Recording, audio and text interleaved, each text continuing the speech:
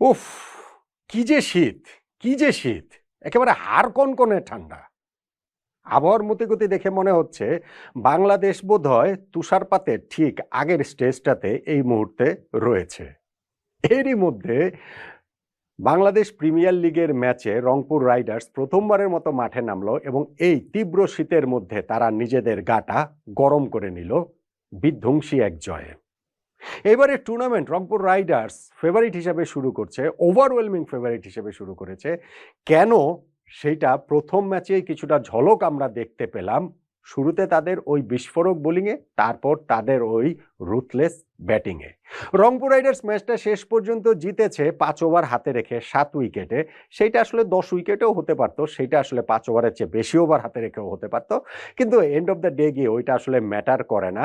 নিজেদের সামর্থ্যের জানানটা তারা যেমন প্রতিপক্ষ দলগুলোর জন্য দিতে পেরেছে, ঠিক তেমনি আত্মবিশ্বাসটাও বাড়িয়ে নিতে পেরেছে প্রথম ম্যাচটা ফেভারিটের মতোই শুরু করে।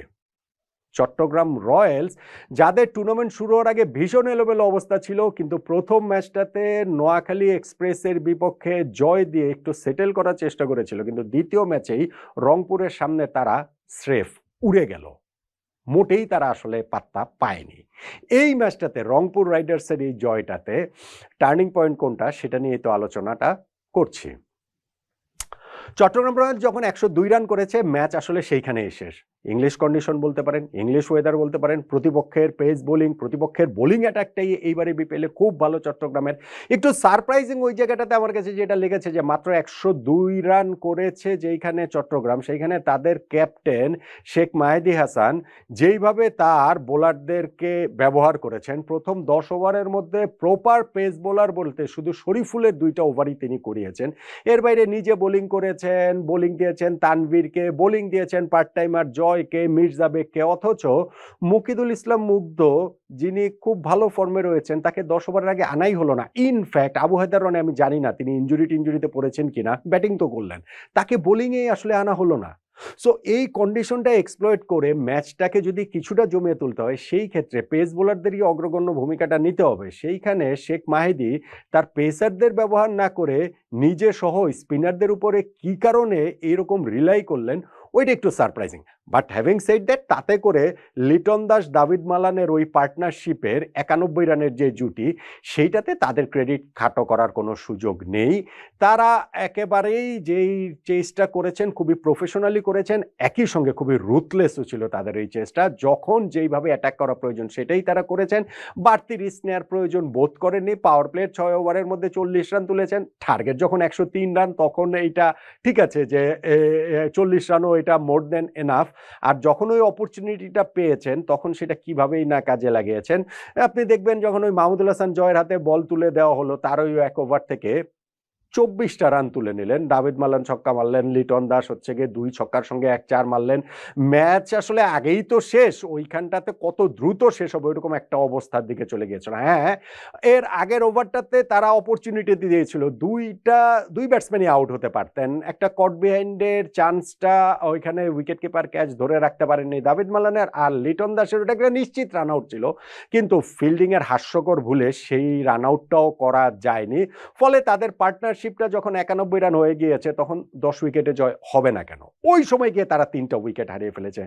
লিটন দাস তিনি হচ্ছে গিয়ে 47 রান 31 বলে করে তিনি আউট হয়ে গেলেন। দাভিদ মালান 50টা করেছেন, তবে তারপরে গিয়ে কাভারে একটা ক্যাচ দিয়ে ওইটা জয়ের বলেই তাতে মানে জয় উইকেট পেয়েছেন বটে, কিন্তু এইটাতেও রনির বোলিং এর না আসাটা এটা জাস্টিফাই হয় না।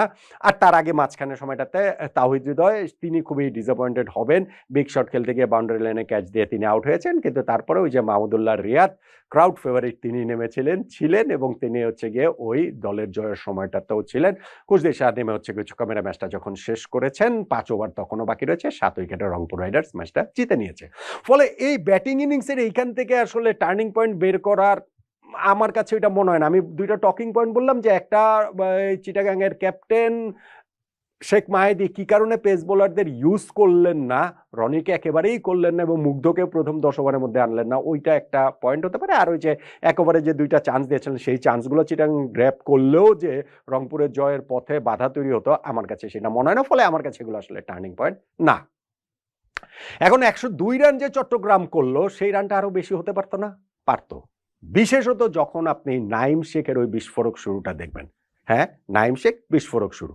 ওই ১,১০,০০,০০০ টাকায় তাকে যে চট্টগ্রাম রয়্যালস দলে নিয়েছে সেটা নিয়ে অনেক আলোচনা হয়েছে, অনেক কথাবার্তা হয়েছে। প্রথম ম্যাচটা ওই প্রত্যাশা অনুযায়ী তিনি খেলতে পারেননি। তবে সেকেন্ড ম্যাচে সত্যিই তিনি খুব ভালোভাবে ব্যাটিং শুরু করেছিলেন। এত ভালোভাবে যে বাংলাদেশে প্রিমিয়ার পেসার যিনি নাহিদ রানা সবচেয়ে গতিশীল বোলার, তার ১ ওভার থেকে তিনি ২১টা রান তুলে নেন। ৩টা ৪ মারেন, ১টা ছক্কা মারেন এবং নাইম শেখের ব্যাটের ওই ব্যাটিংয়ের সময় মনে হচ্ছিল তারা ফার্স্ট ওভারেই উইকেটটা হারিয়েছে, নাহিদ রানা উইকেট পেয়েছেন। কিন্তু নাইম শেখের ওই ব্যাটিংয়ের সময় মনে হচ্ছিল যে স্কোরটা অন্তত ১৫০-১৬০ যদি হয়, এই উইকেট কন্ডিশন কাজে লাগিয়ে রংপুর রাইডার্সকে একটা চ্যালেঞ্জের মুখে ফেলে দিতে পারবে।